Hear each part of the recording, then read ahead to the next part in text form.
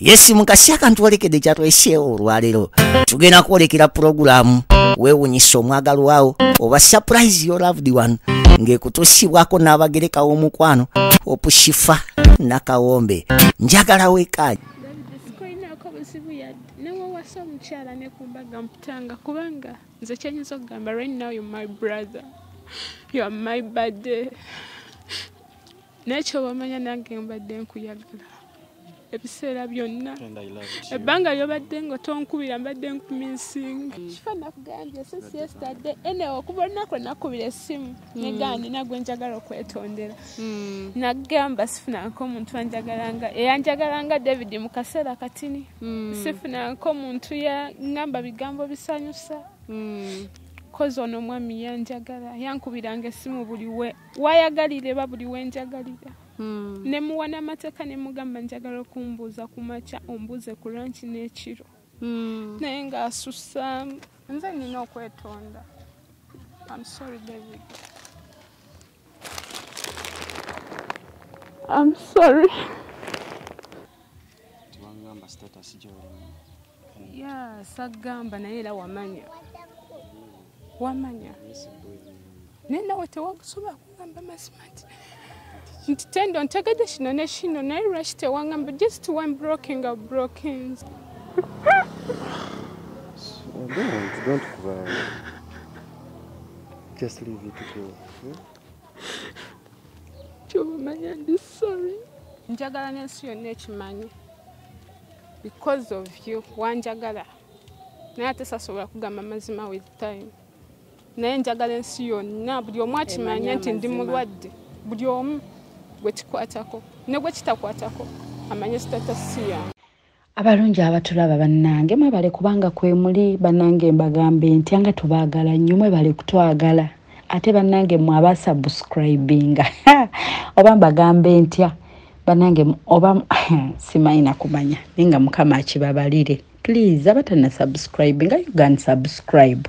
Eno ye channel wetusanga ebinyuma, eno ye channel wetuyigira, eno ye channel kwegamba wetusanga ebintu ebyakabi tubeera entertained netuyiga nekwegamba netuguguka mu nsi omuntu namanya bakufera batya laavu bakulimba batya bakubuzaabuza batya fe wano tunyumirwa nga ate tuli mu ssomero bannanga amanya nakawombe Shifah Hope sibarise yoyitako +256 782 10 15 69 oba noyitako +256 702 56 21 57 ngombuuza nti Shifah ninza kwewunyisa ntya omwagalwa wange, my son, my daughter, my mom, my husband, my friend, anti wange omuntu yenna gw'olowoozako mikwano nyongera bajjukiza nti abaana bagenda kuba bakola ebigezo bacandidates baffe bannange mikwano surprises muzireete abaana tuba wishing success ku bbeeyi layisi ku bbeeyi ntono nnyo tubalageravu omwana abeerewo nga teyeegomba ng'agamba mami oba daddy oba relative wange yeno bagadiyani wange byonna biri ebyakabi abinkoze mbirabyeko ne mbinyumirwa tewali muntu atayagala kumwagala bisukkulumye mikwano ate nga tukikola kwegamba ku bbeeyi layisi nnyo ddala. Alright, tuyingiddewo mikwano tugenze mu party 3 nabagambye bikwasaamu ennaku byennyamiza naye tukakka ne tubigoberere tusobole okuyiga bituyamba era nga bwe nabagambye mikwano nti we should talk to our kids twogere n'abaana tubabuulire sex education abazadde muleme kutya bireme kukoma ku ssomero yokka naye n'ewaka muyambeko abasomesa nga mubuulirira abaana. Story ya Tendo gizeemu kimukwano. Tendo yatugambye nti yatandika okudatinga ng'ali mu P7 by P7 she had a boyfriend. S1 ng'already ayina boyfriend gwasuubira eyamusiiga obulwadde ate ng'era gwe yazaalamu omwana bambika nnyabo n'omwana we era naye ali infected naye mulwadde mwambi ali ku ddagala at 3 years kaswiti.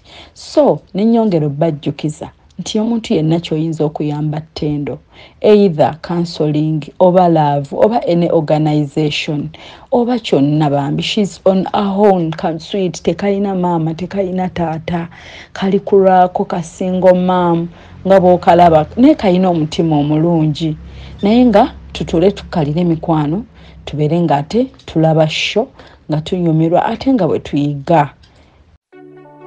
Hello, Africans living in the diaspora, the UK, USA, Canada, Europe, or any country across the globe. You're doing more than 2 jobs, working long hours, holidays and weekends. Introducing to you a legit online business that is going to give you peace of mind, freedom, convenience, while you still earn at the comfort of your home, workplace, anytime, anywhere. This requires no experience or expertise, but only with the help of our mentors and coaches, you are guaranteed 100% success and guidance on how to go about it. For more information about this exciting opportunity, please visit www.veronam.com. WhatsApp or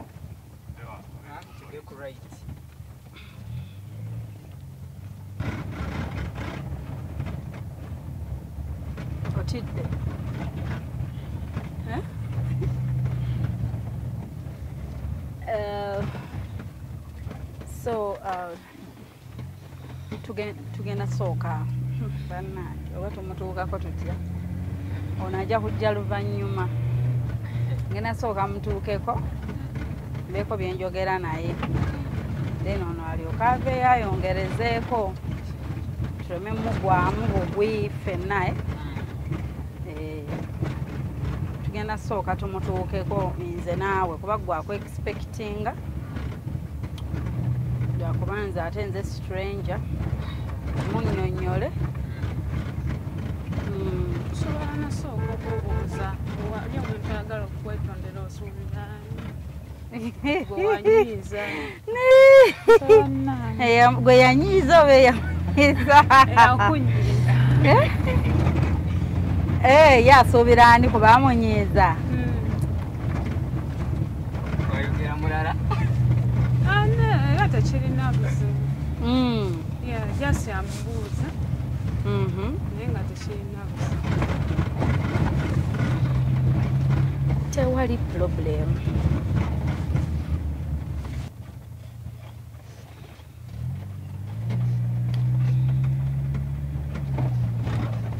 Kati alina kuba around here.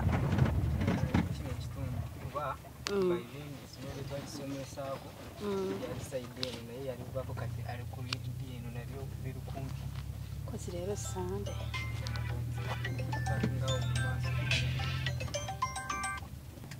Tugenda mukubira. Nga bwe nabagambye nti twasuze ne Tendo twamuinvite nze waka ne tusula naye era tukedde naye. So toweebuuza nti ngaate tetusoose mu piikinga eri ewa anti. No, gyakolera twasuze naye Tendo. She has changed because namugambye carrying some clothings. So, bwetutyo tuli already ne mwami Alan twamupiikinze dda. Tuli mu lugendo lwaffe okubanga tunoonya omwagalwa waffe, hero waffe David, oba muyite Dave oba muyite Dauda. Tuli mu lugendo lwaffe okubanga tugenda omunoonya.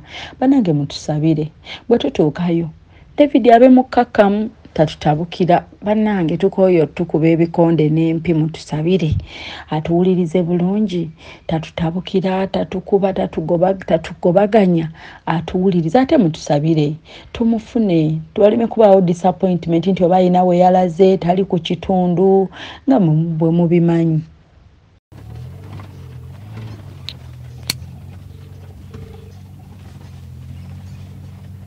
Yes, David. Yes, please. Njebaleko. Kale bambi, njebaleko. Nga bwe nakugambye nti era leero ngenda kujja ndi wano mu lugo. Oliwa, side. Era nga wano kube eryambuka. Eryambuka? Simanyi gwe oba oli wakati nsobola okujjawa. Jangu wane wa Franka, wano wawulira ebidongo. Mu lugo? Mu lugo mu kasenta mwenyini mwendi. Hey. Kuba kiri badde lyambuka lyogamba. Okay. Kale kanzije. Kale. wa Franka omumanyi tujja buuza ewa Franka yewa ogambye oyagala nkozi bwemutuukako tukole tutya omubuuze omugambe wali omuntu atutumye tulina n'ebirabo byo yakunyiiza naye ayagala kwetunga omubuuza ani oyo gw'osuubira okuba nga yakunyiiza naye ng'afunyemu omutima ogwetonda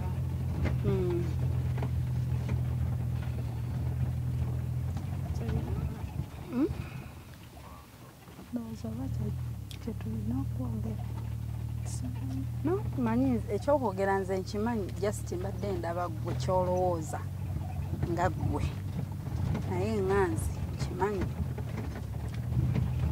oza tetugenda saba waka w'abantu kati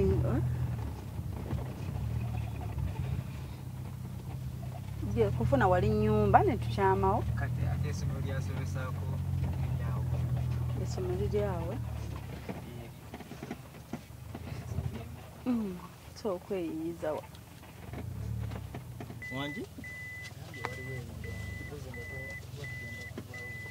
tujja mu kuyiiya tusooke tumanye wa Franka ow'ebidongo tupime distance waali tosobola mujjawo nga tumaze kulengera so naye kyanguwa bw'abanga wali omugamba sala nyimiridde wano bwe wati kati gojja fuluma oyimirire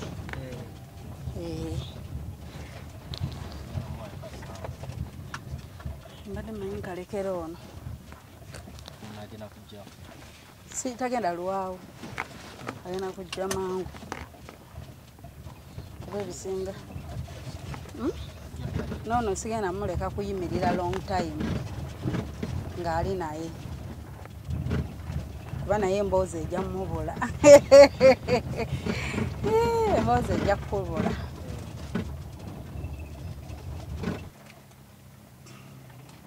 we are going to say sorry. Ayinza mwagalizaayo kayimba ki sanyiwa munno naawe dadi tasiba nsongo bambi akakatayo nekusaasira sonyiwa banne tubuulize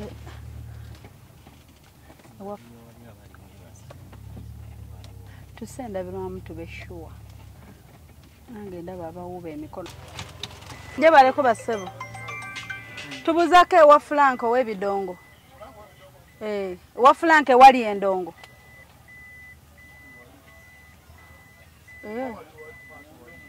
okay kale tweyanze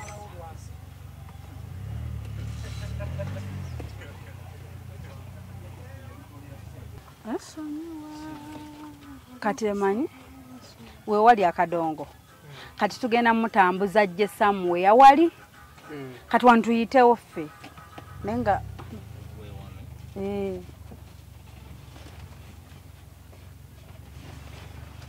kati ono ajja kuvaamu yayogere naye ku ssimu ogenda muleeta wali ewali akabanda kawunge wali akati k'omuyembe kuba wali waliwo ebidongo waba tewakola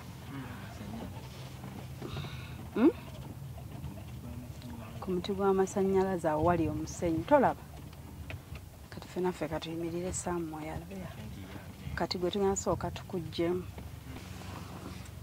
tankase munda kati gwe tufuba akusange wano around here tuse kati ffe tukyuke feesinga eno nange junior wandivuddemu n'ofunawo dda kituufu nange ngenda vaamu kabakyuke ogenda vaamu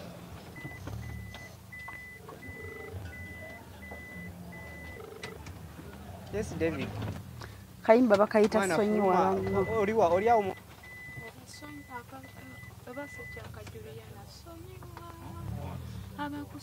oba ino kukapande ka Ararat nga wano kukapande side ezo wendi gwe just ne bwofuluma obondaba bulabi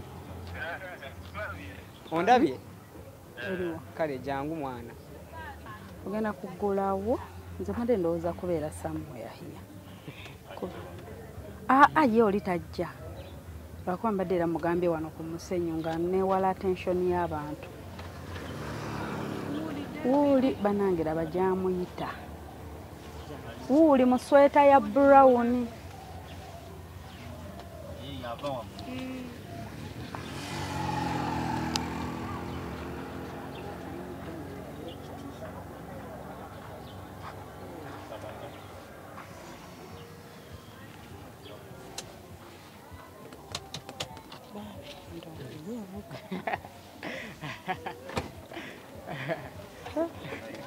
Ono tavaayo, gwe tovaayo.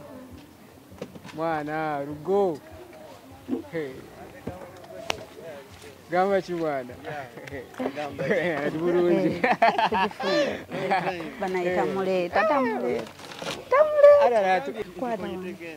Ngame mwana kanzije.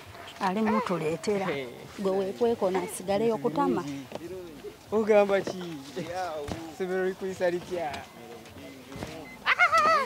Kutama gwe. Bivinyo. Surprise. Tina surprise yo. What's this again? Surprise. It's a surprise. Sure? Yeah. Me? Yes. For you, someone wants to appreciate you. BG. Yeah. Over something. I can't believe this. You can't believe it. Someone obani oba Alani obani nange simanyi. Surprise. Sure? Alani yanyambyeko kufuna. Surprise. Nga naye munange surprise nje muyitiddemu. Surprise. Ngirabe ngeri recommendable. Yeah. Nga yeetaagisa. Sobola zomanyi naye surprise nje tunidemu nendaba nga it deserves. It deserves it well. Just believe, Alan. Totya. Munange. Waliwo omuntu gwe wayisa obulungi ennyo. N'omubeererawo ennyo. Naye mu kumubeererawo ennyo ate ye n'akukola bubi. Somehow. N'akuyisa bubi, and that person is saying, I'm sorry, David. That is great. Someone just want to say sorry for so many things. Waliwo ebitagenda bulungi. Bwani g'osuubira oyo gwe wayisa mu ngeri ennungi. Bankwatireko. Can't recognize that person fully. Yiino keeke. Bankwatireko mukwatireko awo. Munnange omuntu bw'atyo ne yeekuba mu mutima n'agamba nti Daudi oba David deserves a sorry.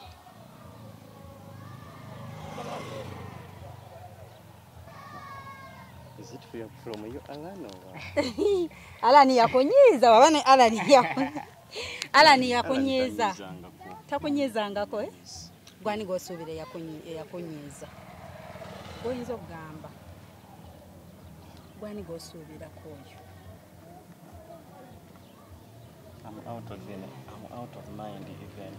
Toyina goyinza kugamba nti ono teyali fair to you.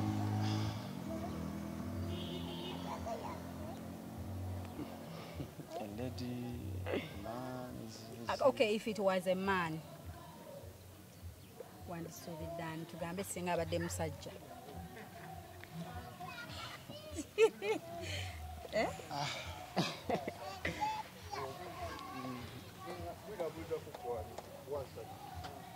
If it was a man. Okay, if it was a lady. If it was a lady. Of course, there are very many people. Okay. A man, I can say my director is where I do work. Your directors gyokolera eh? Yes, okay, generally konkole. Wali okolera. Nenga navayo. Things didn't go well and okay. Gamba nti yeba mukubo. Yes. And if it was a lady?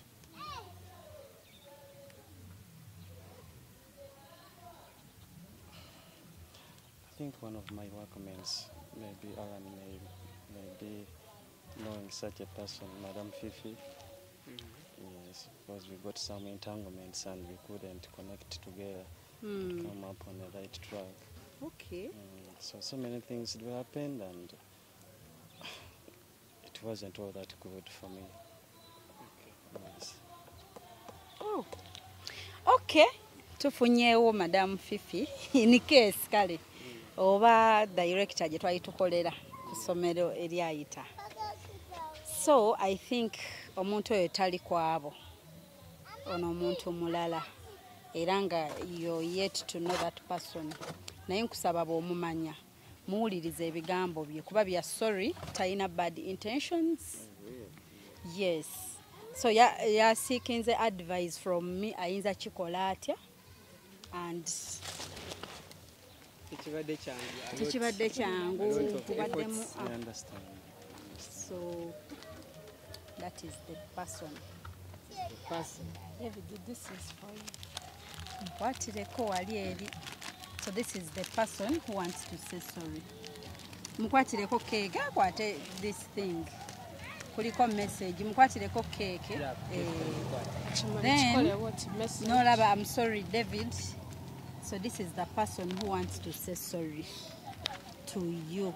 She contacted me some time back. Nga nebuzaako. Nga ngamba she wasn't fair to you.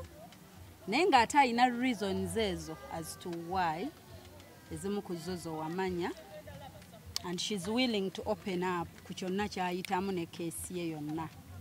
Talina buzibu and just ayagala anyway katandikiraawo. Nsaba kunsonyiwa cause sasobola safuna buvumu kugamba mazima nate nomala n'ogazuula naye nali ngenda kugamba. That's why nateeka enamba yange mu blacklist nenkwata ne anti wange nenjiteeka mu blacklist cause nali saagala kwonoonera bulamu. Teyagala kwonoonera bulamu bwo. Lwaki wali okikola? Akubuuza lwaki muyitiremu. Ekyaki nali ngenda kugamba David yensonga lwaki wangamba omulundi ogwasembayo kusindikira transport ajja nenkugamba ye nomala nongamba naye ezikomawo sizirina nenkugamba so bireke. Just let it go. Okay? Just let it go. It happened. So, but I don't know how you come out of up with this. Njagala n'ensi yonna ekimanyi because of you wanjagala naye ate sasobola kugamba mazima with time naye njagala ensi yonna buli omu akimanya nti ndi mulwadde buli omu gwe kikwatako ne gwe kitakwatako amanye status yange cause sifunangako omuntu anjagala nga gwe David. Sifunangako omuntu angamba bigambo biri sweet.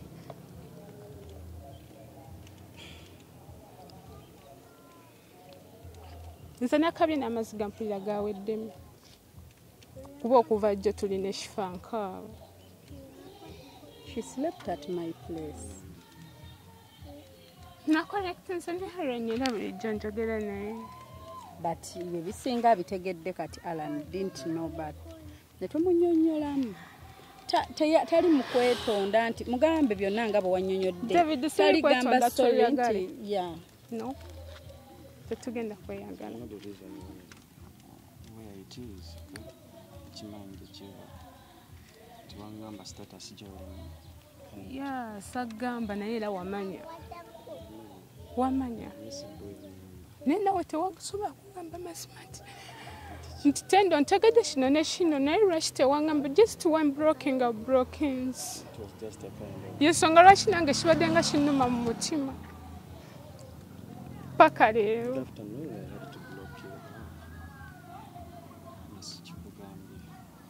wasn't something easy to tell you about such things. I know.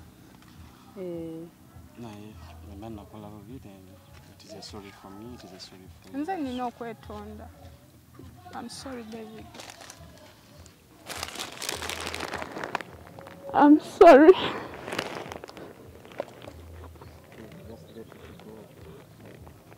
Just let it go. I'm sorry.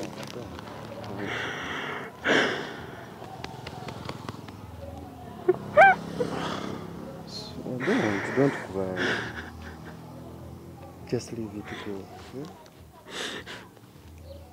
I'm sorry. Hello, Africans living in the diaspora, the UK, USA, Canada, Europe, or any country across the globe. You're doing more than 2 jobs, working long hours, holidays and weekends. Introducing to you a legit online business that is going to give you peace of mind, freedom, convenience, while you still earn at the comfort of your home, workplace, anytime, anywhere. This requires no experience or expertise, but only with the help of our mentors and coaches, you are guaranteed 100% success and guidance on how to go about it. For more information about this exciting opportunity, please visit www.veronam.com. WhatsApp or call +1 331 304 5595. Legit online business. Just let it go. I know that you were sorry. It was sorry for you. It was sorry for me. Okay? Don't cry.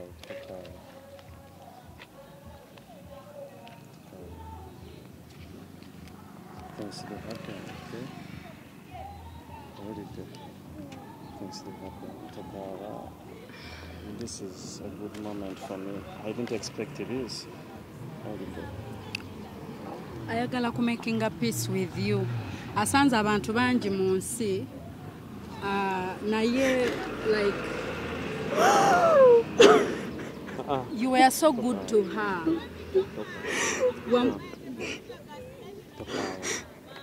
Wamwaniriza wamwagala talina mu bulamu muntu yali amugambye nti bw'oba ojja okundaba jangu n'omwana lumu jangu n'ebibyo byonna wenna jangu wenna njagala ojja.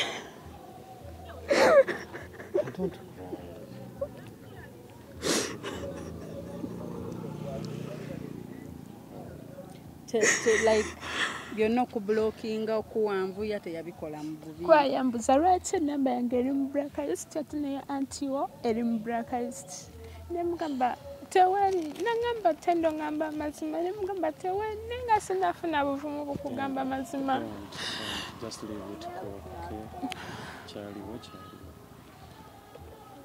Auntie, I'm so sorry.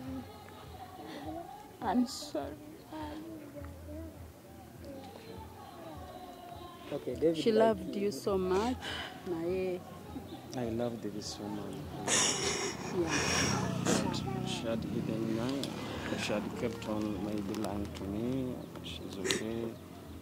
If I didn't go deep and research her status, I would have maybe something elsewhere. Something which is not easy. Nali njagala nze kenyini nkwegambire okuba nali sinafuna potential gamba. Ensonga lwaki nakwata enamba neŋŋamba oba wenziteeka mu blacklist kinayamba nemwesonyiwa siddamu mulaba ate gwe olwateeka enamba mu blacklist n'okubira mama Siri sister na Gudi n'omubuuza.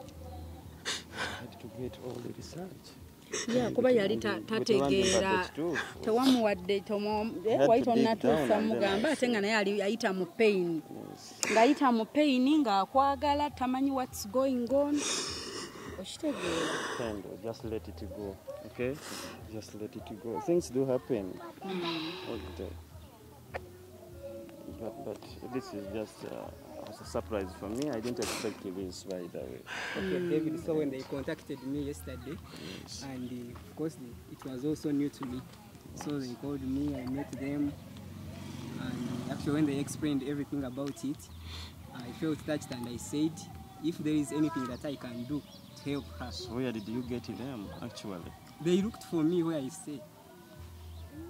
They traveled up where I work there. And actually, today even they have come where you work, they have picked me from where you work up to here. So I think you see the effort. It was really much effort. It's much effort. And when I got to know her story and the fact that she has opened up, wants the whole world to know about it. Yes. So we need to encourage more other people. Yeah. So when you hinder her efforts, it also discourages other people who are in such a situation. So I said, if there is anything that we can do to help her, let us do it. Era oyina okumusisinkana nayogerako naawe ayina ekifo w'omutadde mu mutima gwe nkimanyi kati alinza oba ali emotional after banga ddene takuwuliza na temwogera naye oyina w'omutadde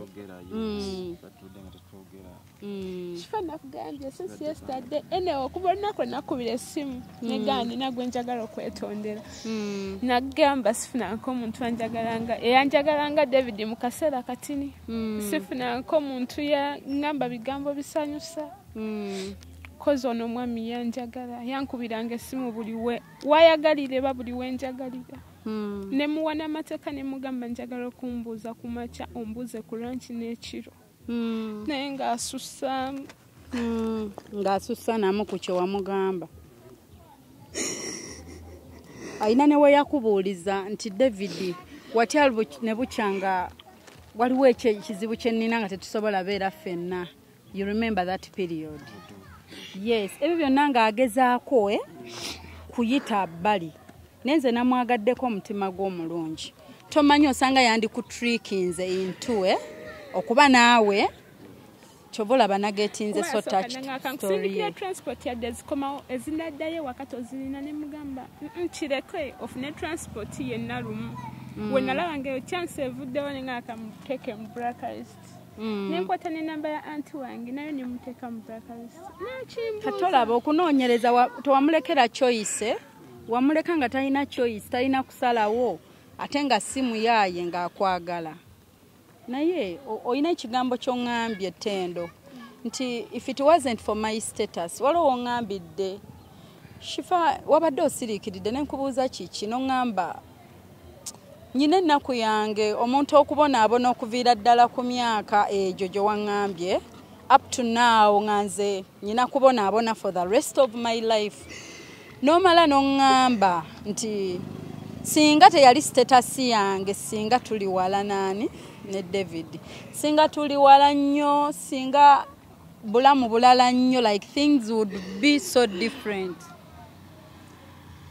nakiŋŋamba n'ekirala waŋŋambye nti David sikoyinaako buzibu yadde newawasa omukyala ne kumbaga mputanga kubanga nze kyenyinza okugamba right now you're my brother you're my birthday nekyo bamanya nange mbadde nkuyagala ebiseera byonna ebbanga lyobadde nga tonkubira mbadde nkuminsinga. But only that incident made me to change my idea, to change my mind. Natenga kya buntu and we don't blame you for that. It's understandable. Yes, I wouldn't go beyond that. But it is a story, Don't cry. Don't tend. It has been a long way, it has been a long time. Okay? Don't cry. And thank you. And this is Malan, thank you for making this. Yeah. Musonyi wokulyamu olukwe. Actually, ebadde risk y'amaanyi. No, tumutadde mu mbeera. Naye. Naye bambi bwe twamuyitiddeemu nanga talina kyakola. Mbadde sina kyakola other than helping. Bambi. And we thank God. I feel relieved for having helped her. Yeah. And actually, it even adds to the lifespan. Just that's something. So are you now relieved? Tendo? Is it okay? Are you settled? Not so much, ndowooza kati at least. But don't cry, just let it go. Ng'amanyi nti you can call nomugamba how are you? Just let it go. She can call and say yes. Ekyo kyasinga okwagala. Yeah, embeera bwetyo omanyi I believe nti mu nsi Katonda bw'atyo tetujja mubuuza bibuuzo naye yakikola nga temujja kuba mwembi naye at least she wants to keep you over as a brother, as a friend. Nkitegedde. Era naye akyanderstandinga. Tagenda kugamba nti oba you have to be together oba ki. Tonight neyanziza okukola kino because mbadde sikyakulina even in mind. Okay? I thank you for all this you've done for me. Thank you for the apologies.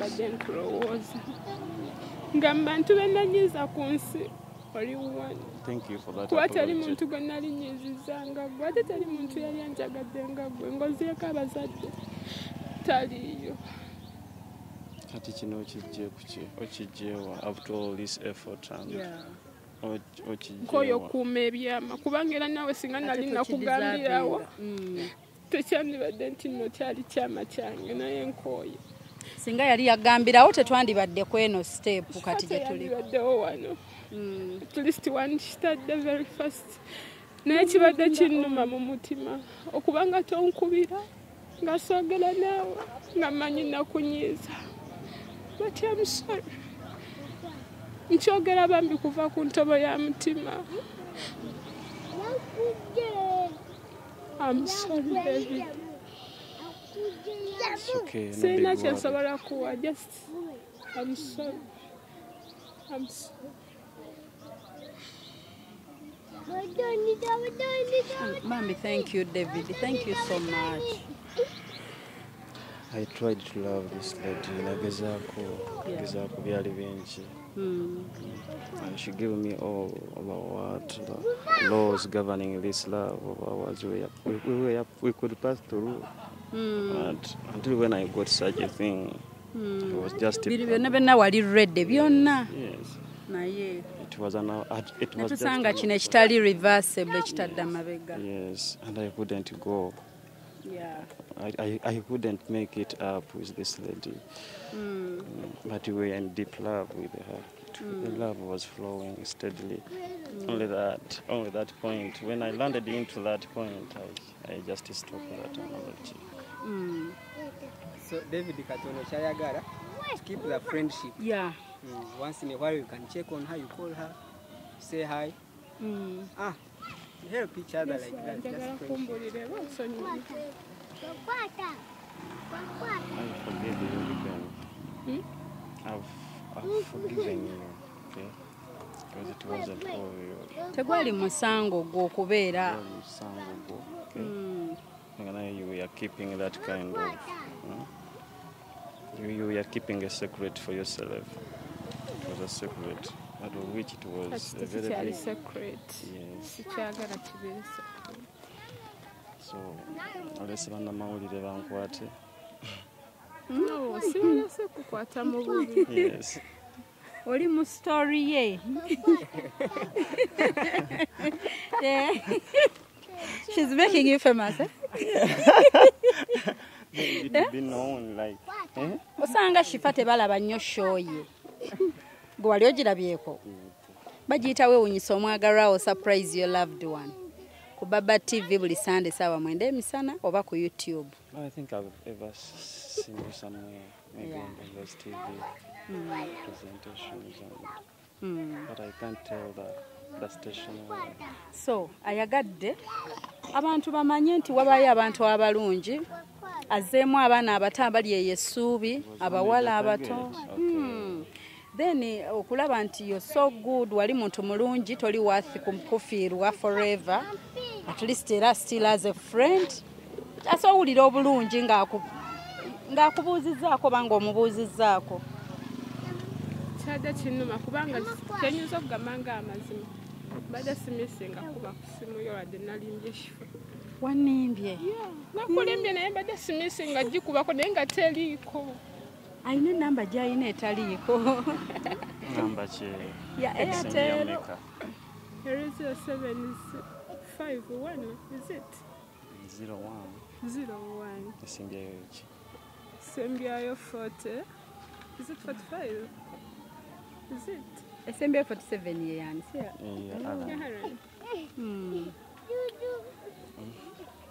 Mine ends with 26. oba wajimala n'ogisobya mu ssimu Njirina mu ssimu so abadde akubanga nnimbye embu yasirika atera my last love her last lover her ex and her last lover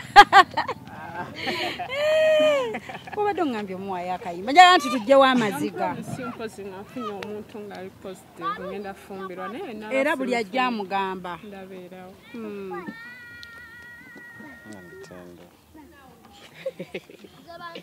na sharinga ne harapa status yange ne mbulira kimu yali anjagala nga bwonjagala ne right now tuli ba friends yamugamba ekituufu bamugamba ekituufu namugambirawo very fast kubanga nateberezaamu obulumi bwenkuleseemu ate naye mukweka amazima ne mugambirawo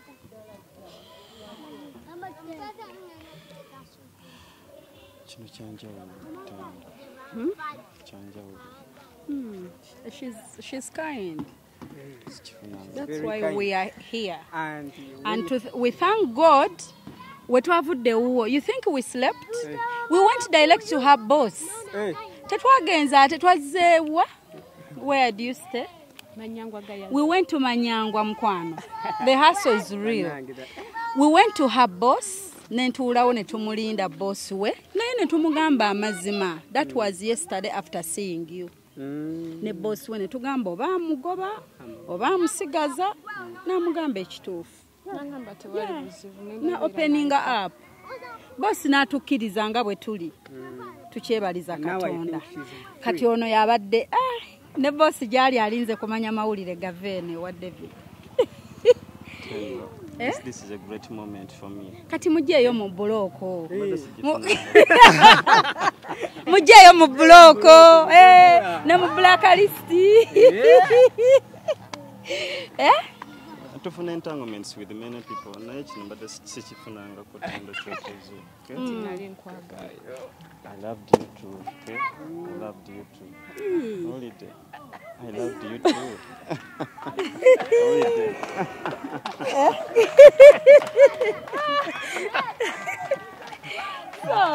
I loved you too. Okay?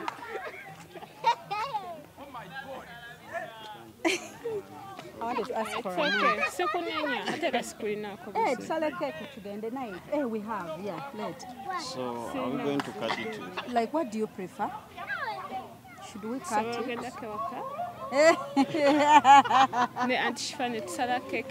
No, let's make it here.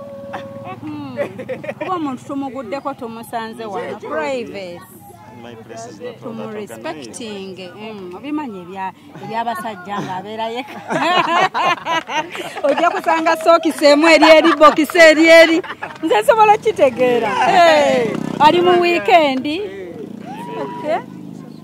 Neiba tusabayo ku sowaani tulye keeke.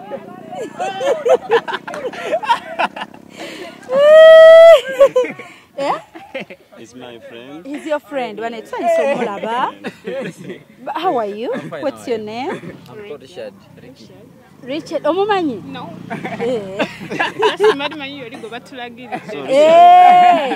Just in a deep surprise with these people here, you see. Yes. Even me, I did. Onogola ba wano n'obudde buno mugole kati. Yes. Emikolo gimuguddeko nga tamanyi nafuukirawo omugole. So kati katusale keeke tweyanziza. We thank God for this day. Tumwebaza Katonda akikoze. And thanks for being nice. Thank you for Thank you. Wow. Bannange tumwebaza Mukama for this friendship etandiseewo olwaleero. Masembeza. Nkuteereko gena savinga. Okay. I'm a sub. Gwe best man. I'm a sub. Oh. Kiwa kidde jeni. Mazima. Agwasiganda kukuwa gwayogere nnyo. Yeah. Amutwale eri empale zammwe. Master, we bali kweyagala. You move on.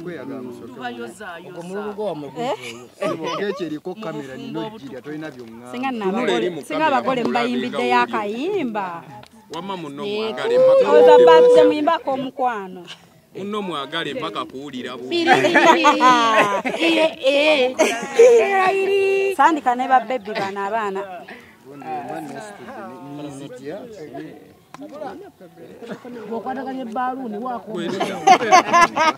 Neba nange eyakoze surprise mwangu agambye nyimbira yakayimba konna oba akalonde bamuyimbireko ba friend be. Nkwagala ng'ewava erinnya David wange nkwagala nawe dada asiba busungu bambi hani David bimusobedde bimuwanvuyeeko kubanga mwagale mpaka kuwulira bubi ate mwagale mpaka muwuliza bubi naye bannange olaze wogenda saavinga awo abakyala good waggulu mbadde manyi tubeere nnyo ku bana abali wano Anaberi batulaba tobalaba. omugole tubatwalire n'omugole gwe n'omugole Ngamba kwatiddeko nze. gwe n'omugole omugole mubatwalire n'omugole okay? Omugole mubuuzo oba kiri okay naye Mukazi akutegeera mullo. Yakunoonya boy. Junior omugole agambye kiri okay tugende akwate agende tusavinge wali abantu talina buzibu abafunye be bafunye esigalawo ya mugole era esigalawo ya mugole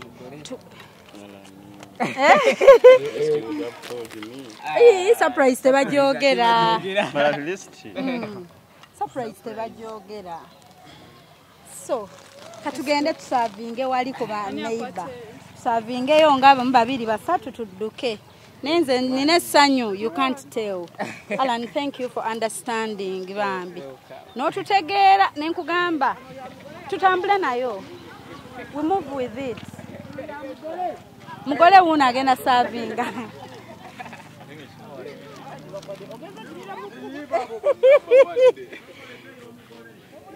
ayino yina abamakajje wali eri agenda kujja abawo ate omanyi kyena David okumanyayo so oli royo nnyo bwewamanya ekituufu when you blocked her tewanyegana friend wo oh my god ekyo ekintu kinene you just kept quiet notafaayo jukira omuntu aba alina okubuuza bane what happened to so and so where you pretended yes I pretended nembanga atalina kyama then aha bwana wekwasa kirimo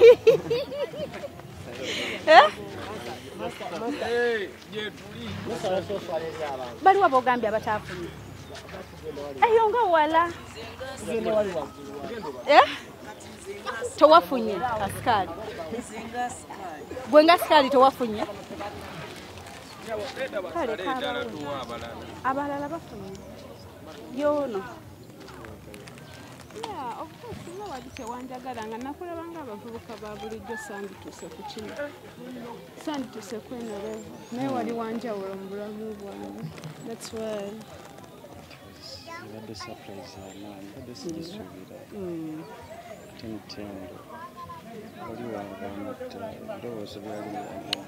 sekuvaamu ekyo ekigambo lekero kyogera sakuvaamu nali sakuvaamu nze ebbanga lyonna lyonna mbadde nga nkulowooza ekyo yalowooza luli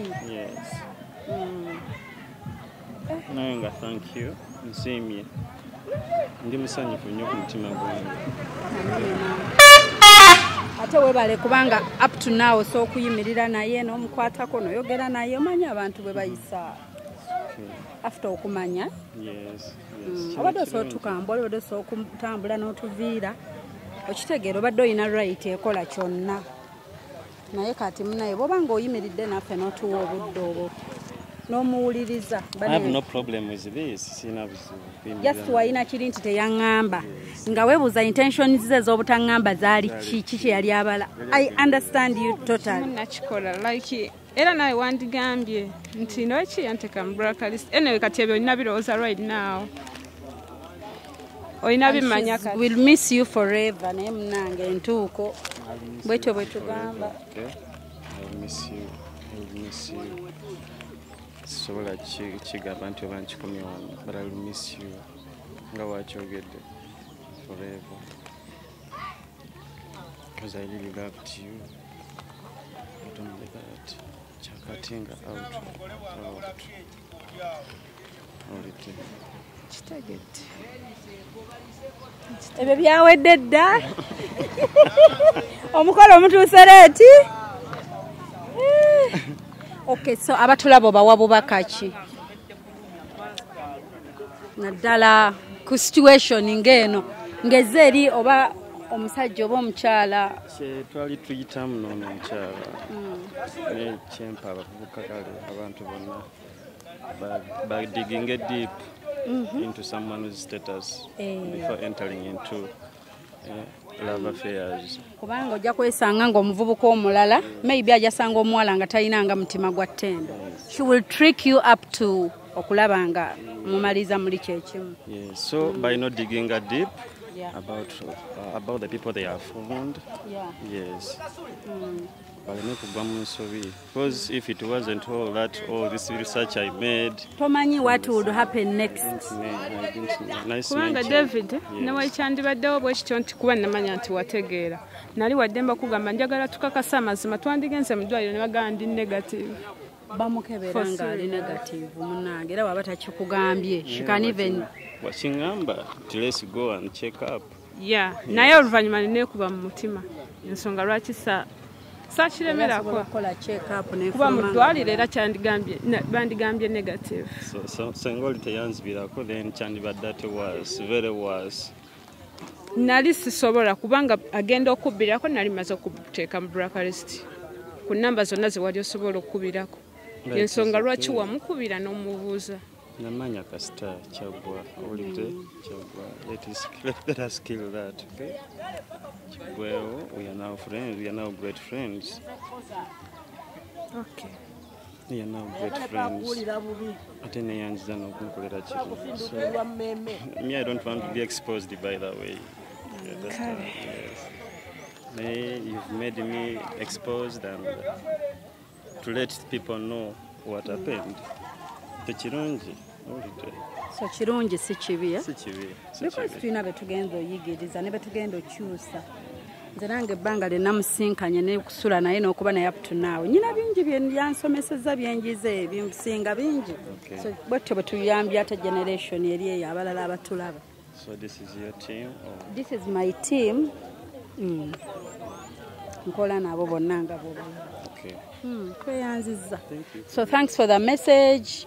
Webale nnyo ina botumirako. Ntumira mami wange okusooka. Kuba bajja bbira aba bakubi. Taata wange bamuyita George William Kidudu. Yes, musajja mugisu. Basisita bange bonna abandaba. Ejjukidde biri erinnya bwe nakebedde ku mobile money. The name I saw. So abavubuka bonna nga tebanagenda into love affairs. Basooke ba digging deep. Yes, tokebeza maaso. Tokozesa maaso. Tokozesa maaso. Don't dare touch. Kamuvi twakazanya nokazanya by the way. We have a movie out there. It was about that. Twakazanya. Tokebeza maaso. Tokezanga maaso. Yeah, just finalize whatever you want to go through with this person. David kyenyinza okugamba. Tosobola kebeza muntu mulundi gumu. You can't. Zinzo okuba like 5 rounds and 5 to 10. Kubanga kati kyenyinza okugamba kunze mira treatment yange bulungi era buli wamu mbeera negative bwe bankebera omusaayi. So that like lwakuba kino kisigalawo nti olina osigala ng'oli ku treatment. Your Lord, yes. Yeah. So tweyanziza. Thank you so much. Sibula abatulaba obagamba otya? Abatulaba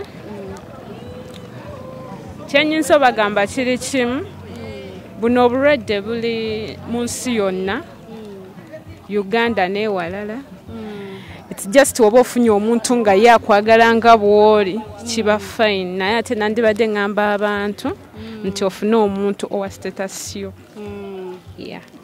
Kuba tekirina kyekikugattako kugenda nga gweokola ttima ng'oli bwe yakugamba nti nze nabujja ku ki? Ku mbizzi. Nze nabujja ku mbizzi like. So Alan, my brother, thank you for this effort. I didn't expect it. Bane Alan, sibula abatulabanga naawe obaako ky'obagamba. Such a great effort. So kati at least waliwo peace. Okumanya obadde wamwesonyiwa ne mbakunyiiza, you didn't mention her. Tawamunyiiza, takuyinaako that mutima ogwo. Taguyina.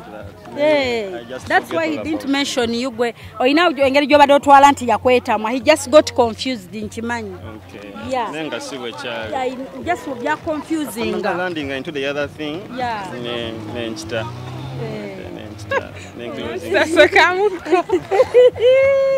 Okay. Kati nze maliza nga ngamba like to every person who is out there in such a situation naye abasobola okujja na opening up. Kati this should act as like to give confidence to everyone out there in such a situation to always come and open up, always they can find relief. Obadde ogamba ina akatalekeka kozi n'ekirala yogerako nnyo. Eno bracelet eri ku mukono gwange naye nga ya David.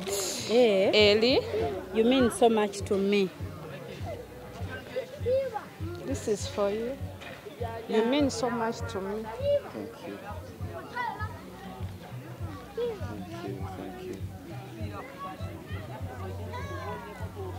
Ndaba n'abakyala.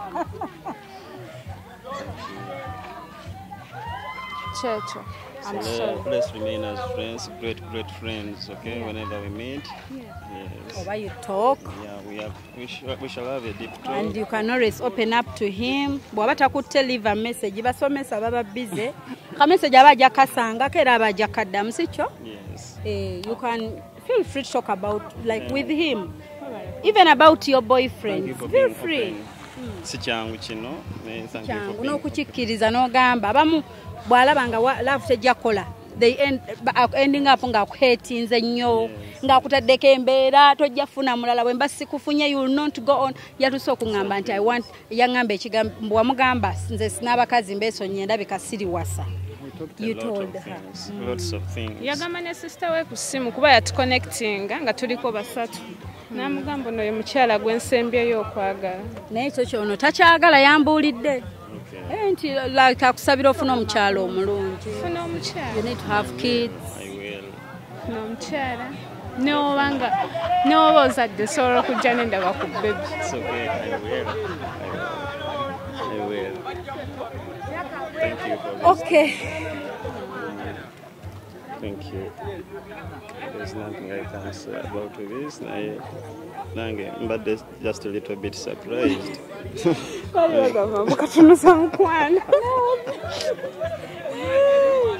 Okay. I know. Kale kati muwe hago omusiibule tugende. Bye. Thank you so much.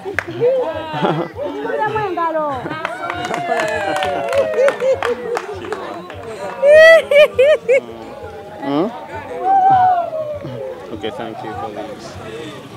Mudiza ekimuli kye tugende. That is your flower.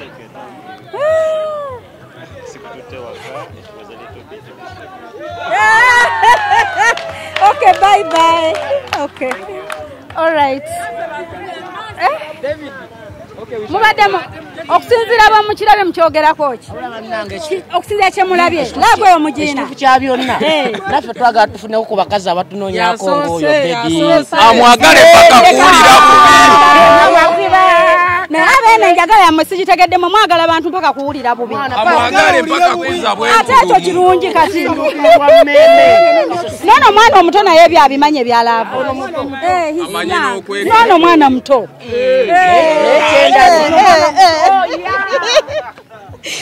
Bye. Asiri. Ntwala.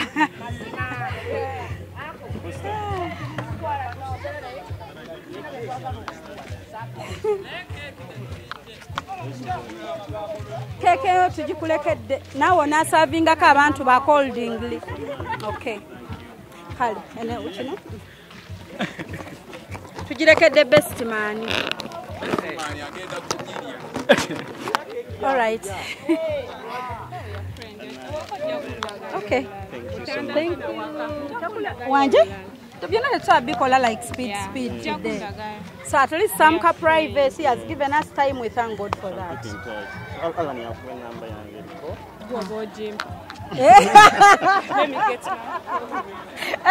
Let me get she's so bright. Mugezi agambe gobo jimpa. Oli ayinza oteekamu ebirimi nti ate munnange mugimweweera eriko ate omugyeyo mu buloko.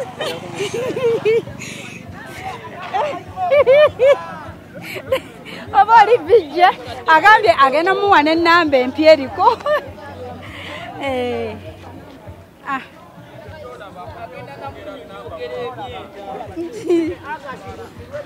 Bye byolaba nga abantu bafa stress.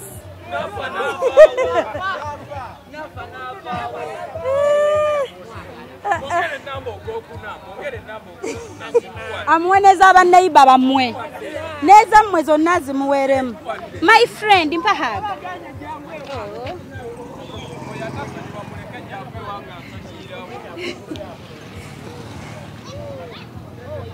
Ojifunye?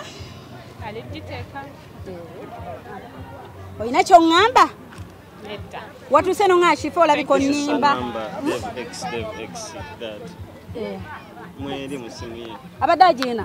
Kati oba obadde okuba yaani? Yateekako X like. Obadde okuba etaliiko kigambo. God had reasons. My best also. But as just a friend. Tuli bawanguzi. Tuwangudde. Baby, mami aliwa? Mami aliwa? Nafunye nno omwana. Oba mutwale. Tugende?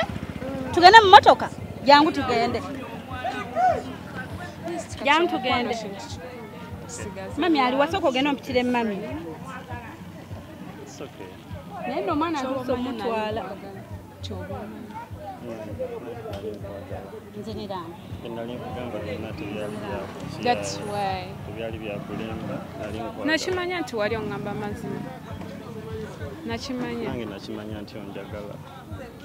Era nakati okyakindaga up to this moment. Ne kati okyakiraba nti akwagala. Okay, see you. Bye bye.